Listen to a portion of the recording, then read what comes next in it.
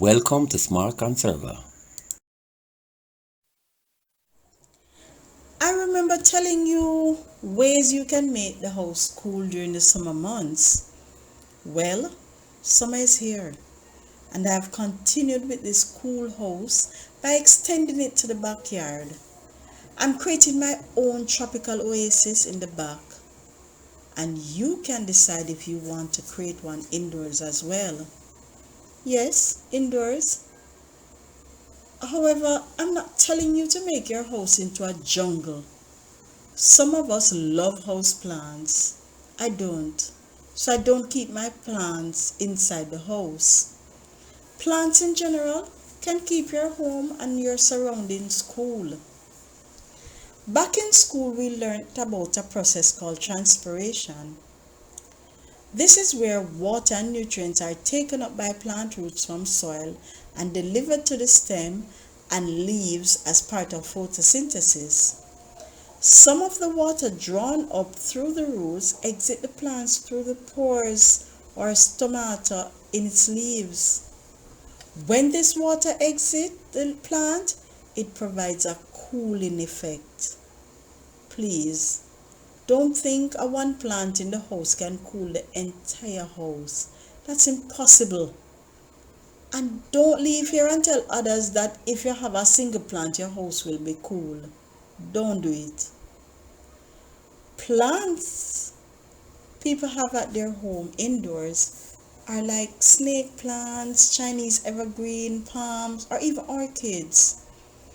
If we fill our indoor space with these plants, we can save on electricity and water as well, as there isn't any direct sun reaching these plants indoors, hence you water less.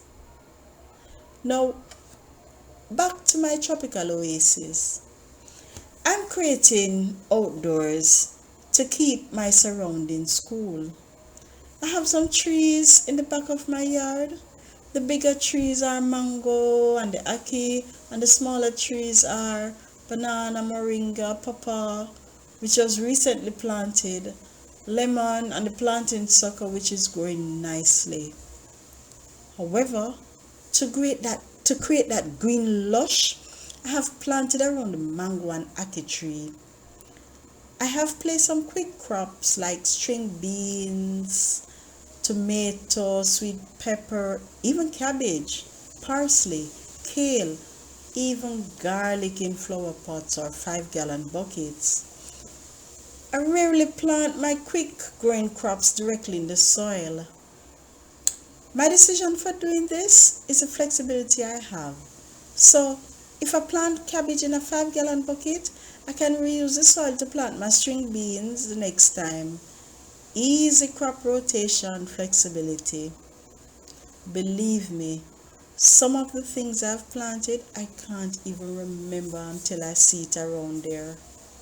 Oh yes, I like to try growing things that are rare like mulberry, strawberries, and even grapes. Yeah, the place is small, but with planning the right way, you can grow what you want and still have the space to relax and even entertain.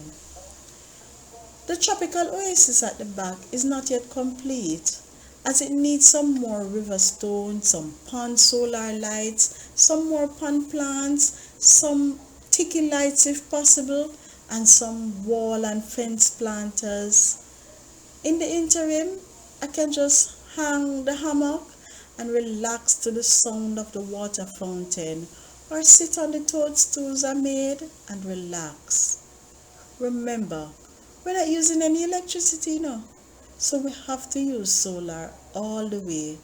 Just need to find the right light that I can get to suit that section perfectly. Yes, it is in fact very cool around there. The direct back, there are two areas which are exposed to the sun. That sun I need to reach my quick crops and make the grapes sweeter. The plants, quick crops in the sunny areas are watered once per week when I don't have the summer months. Now that it's summer, I have to look in on them in the evenings to make sure the plants are all okay. Also, to pick any fruits or vegetable ready to be picked. I've stopped using the drip irrigation during the summer months as the sun is too hot. And remember, it is solar, so the summer sun was drying the water faster than it could drip. And also, I'm not getting the rain as much to refill the drum. As soon as the summer is over, I'll start it again. Overall, I would say I use more water in the summer, but I'm careful. So I make sure to save the water that I use to boil the egg, and I throw it around the quick crops that need it in the evenings when I get home. Also, whenever I wash my clothes by hand, I would throw that soap and rinsing water around the plants as well, but only those that can manage it. Whenever you see I get a little rain, I will store and water the plants with it during the week. I'm not getting as much rain now though, as at this time it's a bit dry. So it's getting a little frustrating not to get any rain.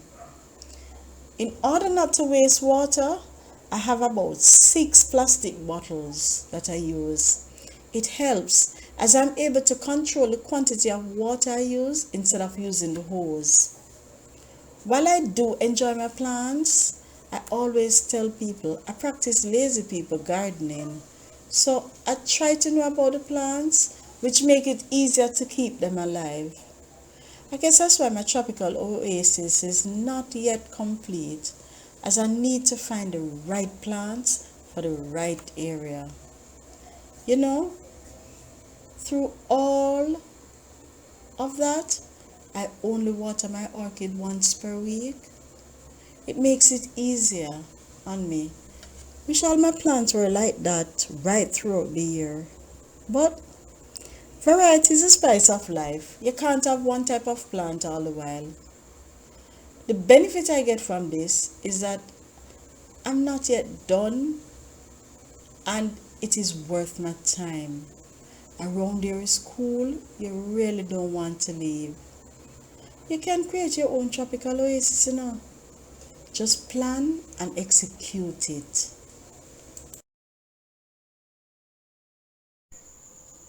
You have come to the end of another series. Join us next time for more ways to conserve.